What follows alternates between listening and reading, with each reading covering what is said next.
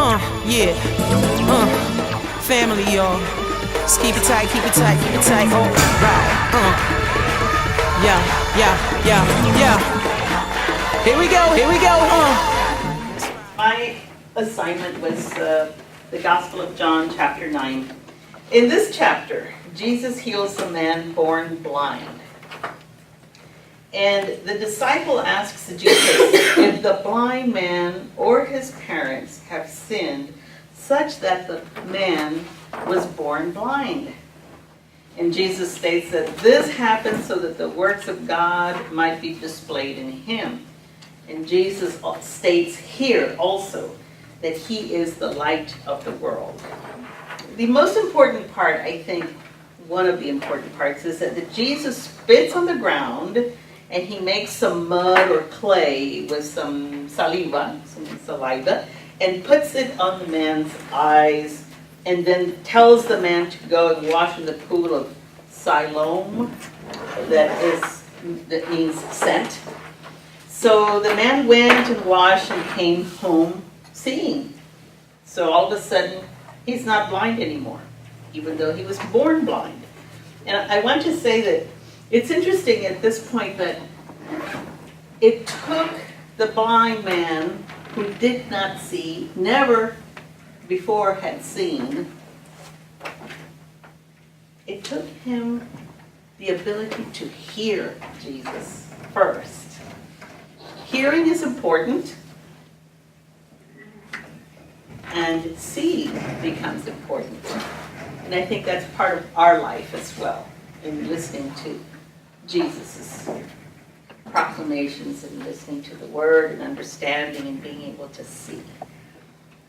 Well, the man's neighbors didn't recognize the formerly blind beggar, but he said, "I am the man." They were saying, "Hey, are you the same person that was, like begging over there? You were blind and, just hanging out, hoping that people will help you?"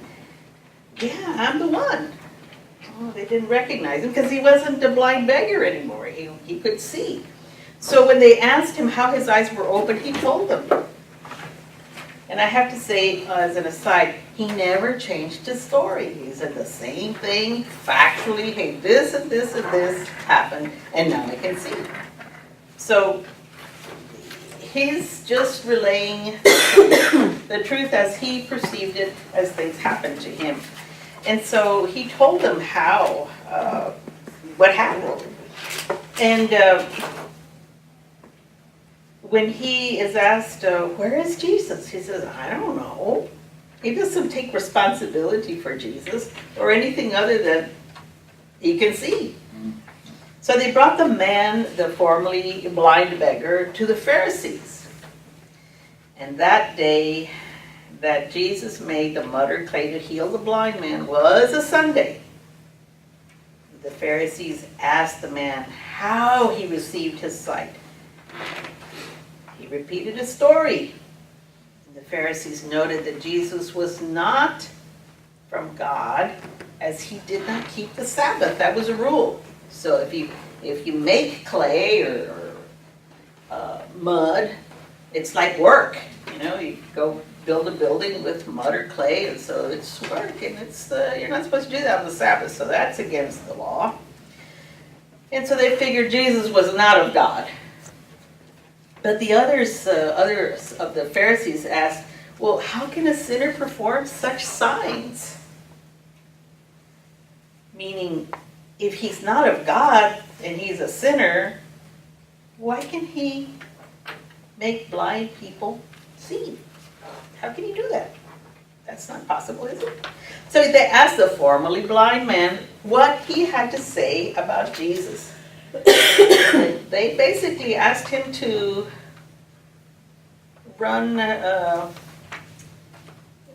give out a judgment on Jesus, his opinion. And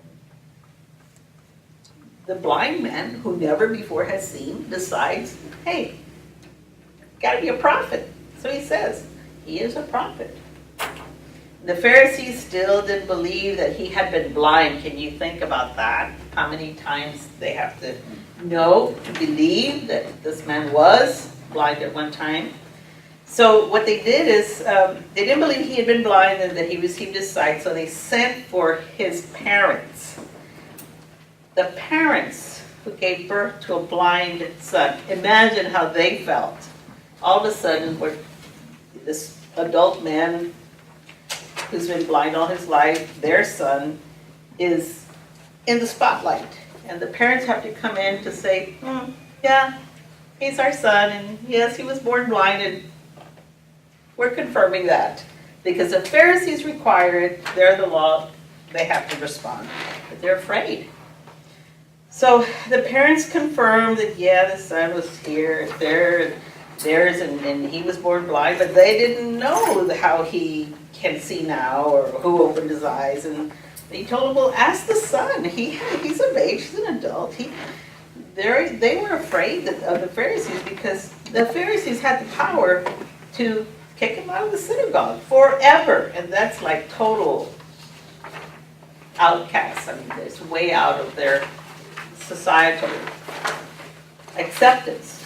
So they were afraid. Well, the Pharisees summoned the formerly blind man a second time and asked him to tell the truth, saying that they knew that Jesus was a sinner. And the man said, he didn't know about Jesus being a sinner, but he knows that he was blind, and now he can see. I was blind, and now I can see. How much more of a testament can we give to each other except what we personally know in our personal lives, how Jesus has affected us? The truth. And if you tell the truth and you stick to it, people either will believe you or they won't. But you have no reason to change it, to color it or move it. No, it's the truth. And sometimes we have experiences where we are blind and we do the wrong things or things happen. And because of Jesus or our faith in Jesus, things change and all of a sudden we can see. Or the circumstances are different and we see things differently. So the Pharisees then asked, well, how did Jesus open the formerly blind man's eyes? And the man does not repeat himself a third time. And by this time he's kind of put off, he's a little bit offended. A third time? You want me to say the same thing? So he says, well, you want to be his disciples? Are you probably meaning, are you trying to get more information so you can join the club? I don't know. But I'm not giving you any more information. So this leads the Pharisees to insult him, the formerly blind beggar, and accusing him of being a fellow disciple. Well, the Pharisees are not used to being called on to taken to task, if you will, to be challenged. Especially by a beggar, especially by a formerly blind beggar. They're just not used to this kind of response. But it was the truth. The blind man, formerly blind man, had already said what he had said twice, and he wasn't going to change his story, so he says, hey, you challenged them. So they responded with anger, with insults, to show that they were in control and they had the power to, tell this beggar that he's wrong by challenging them. Because if you have formerly blind beggars challenging Pharisees, who knows who else is going to feel free to challenge the Pharisees, and they cannot do that. It's the order of their society. Well, the formerly blind man makes an observation, and no one knows where Jesus comes from. But he opened his eyes and he observes that God doesn't listen to sinners. Now this is a blind man who has been a beggar. And imagine saying this kind of very profound things. Very basic observations, but profound also. Because after all, who is he to say God doesn't listen to sinners?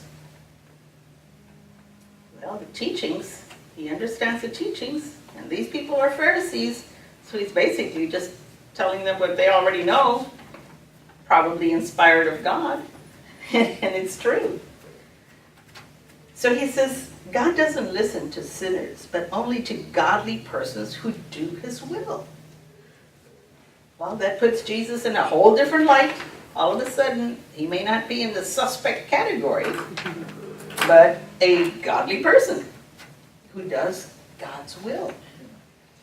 So it was unheard of that someone could open the eyes of a man born blind. And I think even to this day, it's rare. Doesn't happen normally. He observes that if Jesus were not from God, he could do nothing. Wow. And I'm thinking, if we are who we think we are, we have the faith that we think we have, and belief that we are of God, that God is in us, and that we are godly people, well, what is the limit to what we can do? So the Pharisees get angry at the formerly blind beggar and they throw him out. Well, when Jesus heard of this, he said, "Do you believe in the Son of Man?" And the formerly blind man doesn't know him, but asks Jesus to tell him so that he may believe. So, do you believe in the Son of Man is the question that Jesus has for the beggar, the formerly blind man, who doesn't know Jesus, but asks Jesus to tell him so that he may believe. Only then does Jesus reveal himself to the formerly blind man, and the formerly blind man believes and worships Jesus. Just like that. Now this is a man, a beggar who's been hanging out in the ground begging for money or any food or whatever, and he's blind. I don't know about you, but a blind person in this kind of situation is not going to have the intelligence, the understanding of the Old Testament that might bring to light this kind of ability to understand and accept Jesus and worship him. But he did. Well, Jesus says, "For judgment I have come into this world, so that the blind will see, and those who see will become blind." Oh my goodness. So, that is, I'm still thinking about that one. The blind will see, meaning those who don't know or don't have the ability to perceive of the greatness of God and Jesus in the Savior capacity. They will see. And those who see will become blind. So there are some who will understand, but they will turn away from that and go a different direction. Maybe that's what he means. Some Pharisees asked, "What? Are we blind too?" Well, I'm sure that was an inspired question, because Jesus said, if you were blind, you would not be guilty of sin. But now that you claim you can see, your guilt remains. Oops. That's quite condemning. But the Pharisees asked and he answered. So, as I said, Jesus made mud or clay on a Sunday. That was his breach of the law. Wrong. He wasn't supposed to do that on a Sunday. And Jesus points out that those who believe in Jesus will see, and those who refuse to see will be condemned. Well, at the end of time, we're going to see if that's real or not real. But that's something that I think most of us believe at the end of time. The formerly blind man went from belief in Jesus as a man, then a prophet, and finally believing that he must be from God. The man's journey from blindness to sight happened so that the works of God might be displayed in him. And that's the Gospel of John, chapter 9, according to my understanding and paraphrasing of it. And as I said, the last few pages are the actual chapter 9 for you to read. I think it's a very, very important part of the understanding and the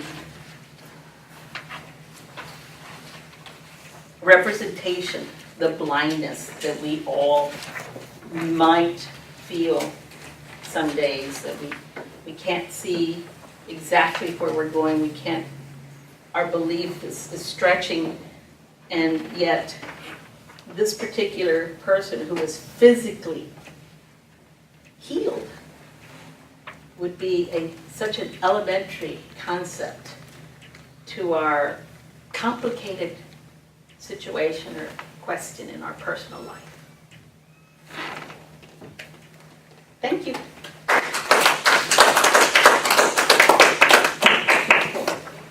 So in chapter 9, we see how it is that we're talking about blindness, but there are two different types of blindness here. There's physical blindness and there's spiritual blindness. The physical blindness, we believed that when God breaks into history, all those who are affected by whatever conditions are going to be restored. So can there be blind people in God's presence? I mean, they're going to receive their sight. Can there be the lame people who can't walk in God's presence? When God's kingdom breaks in, the blind are going to see, and the lame are going to walk, and the captives are going to be set free. And so we have Jesus performing this physical miracle of making the man see. But then it ties into this lesson on how it is that sight is more than just something that we have our physical eyes for. You can be spiritually blind. You have eyes, and yet you're blind. So John chapter 9 is important for that. Interesting, because Jesus is just turning all of our perceptions upside down. We thought we knew who the sinners were, because if you were blind, or if you suffered from whatever illness, it must be because you or your parents or someone sinned that you are suffering like that. Did the blind man sin necessarily? No. Jesus made mud on the Sabbath, healed a person on the Sabbath. Did he sin? So it's turning the world of the Pharisees, what it was that they believed, is just turning everything upside down. He's shaking them up.